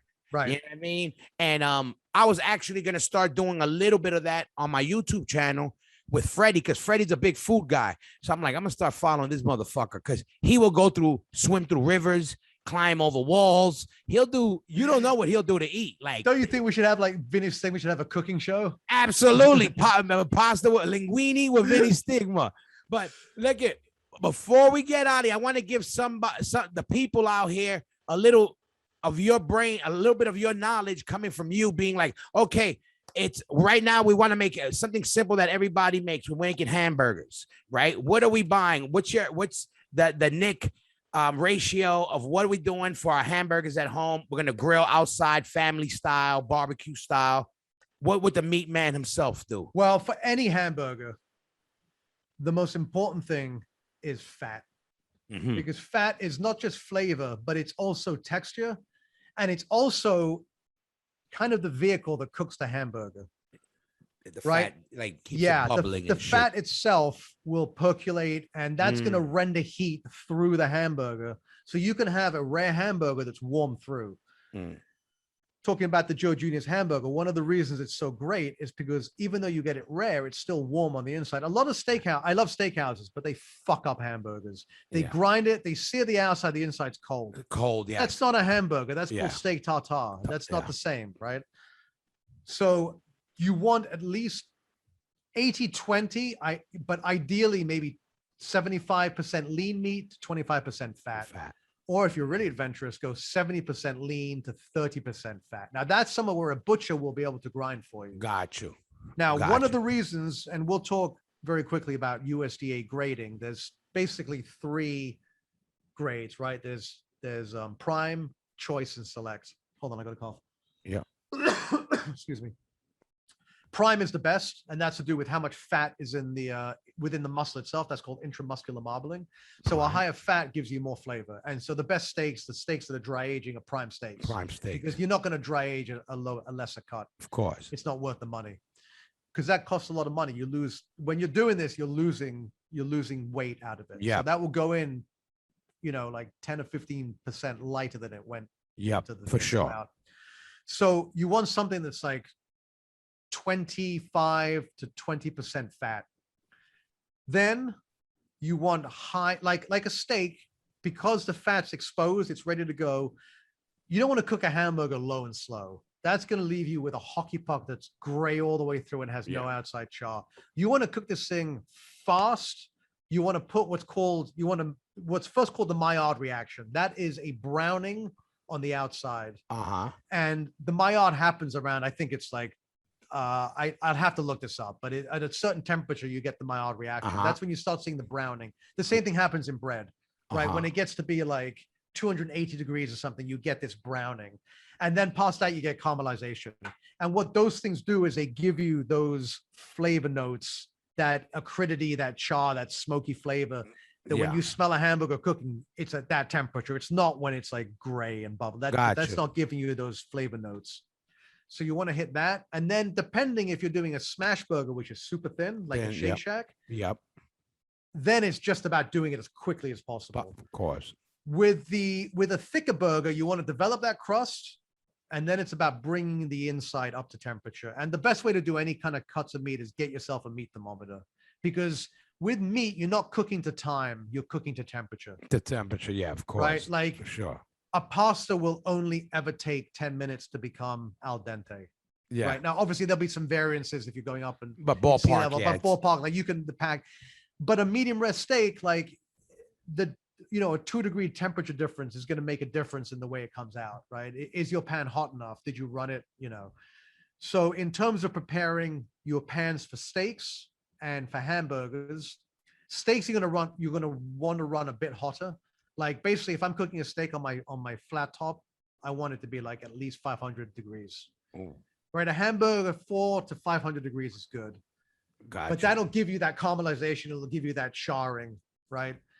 So 80-30, 80-20. 80-20, yeah, 80-20. Right. I got my GD, so whenever you're cooking, if you're cooking on a grill, if you're cooking on a flat top is actually better for hamburgers, because with a grill, the meat is dripping the fat. Yeah. Right. On a flat top, it's actually percolating, confying in its own juices. Got you. Yeah, it makes sense. Right? I never thought about that. Yep, so if you are cooking on a grill, maybe you go for a slightly fattier thing. Yeah, right? yeah. That makes sense. No, and I wanted to tell that because I know a lot of people, a lot of us, people that do eat meat, we don't got the broilers and stuff, but I know the burgers across the board, and I know people fuck up the burgers. Yeah, well, and also a flat, like a stovetop with a cast iron skillet. That you got. I mean, you can get a large and never press the shit. So you can't, like, when you see, like, you can do a smash burgers when you press it right away. Yeah, smash. Of when course. Meat is cold, the fat is solid.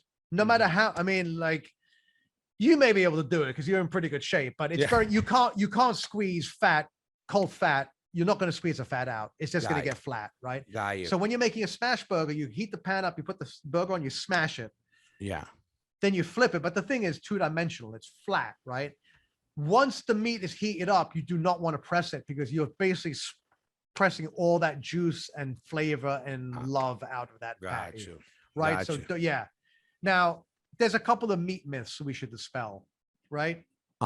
You don't seal anything in when you sear a piece of meat, right? Don't. People like, you sear it to seal the flavor, and no, it doesn't work that way. Because if it did, when you stuck a meat thermometer in, wouldn't it like blow up? Like, The fact is, if that was a proper seal, that heat would blow up, right? And as the steam evaporated inside, that steam would then cause the meat to inflate. What actually happens is that it's porous, and the fat does come out. But if you don't press it down, enough stays in that the meat becomes lush and tender when you eat it, right? Yeah. Definitely don't. So the seasoning is important. Always season your meat. But here's the rule of seasoning.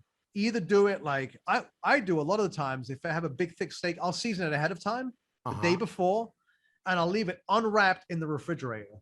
And what happens then is the salt is working its way into the meat. It's pushing out moisture.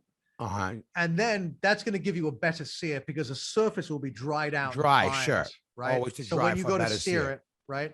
It's like drying a steak before you cook it also, patting it dry. Yeah. So with salt, what salt does is it goes in and moisture comes out. So if you're going to season it, either season it right ahead of time, season it, put it down, or do it 24 hours or an hour ahead of time. And let it do it. So gotcha. But if you do it like 20 minutes before, the top of the surface is going to be all wet.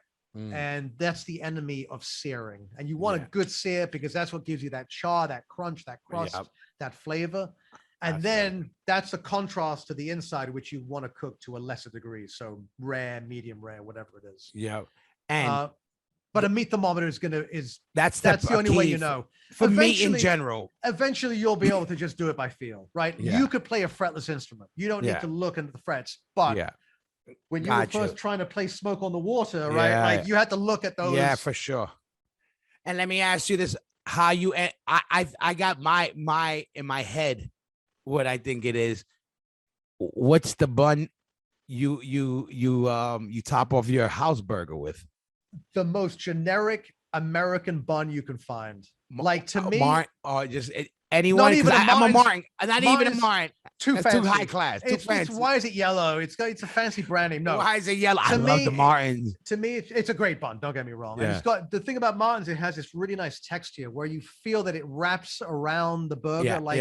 Exactly. Almost like a Chinatown pork bun. Right? Yeah. So it's got this nice. It's got a good physical like feel to it, but to me, a white generic bun is like a canvas. It's a blank canvas, right? Like it's almost, you just want it to be this ephemeral handle that has like absolutely no flavor input. Yeah. I got you. I get that part. Cause like a White Castle bun is amazing, whatever it is. Because it does like, that when you say it. It is immaculate. Yeah. And in fact, the White Castle, it just absorbs the grease and the juice and because they're steaming it, and all of that flavor is coming up, and the bun just captures the essence. You could eat the White Castle bun and get the essence of the hamburger. That's what I mean. Yeah, it does exactly that. No, and I'm first of all, I'm glad I was able to catch you because I was like, I had a lot of questions still with the meat, and one day I want to do it where we're gonna do that.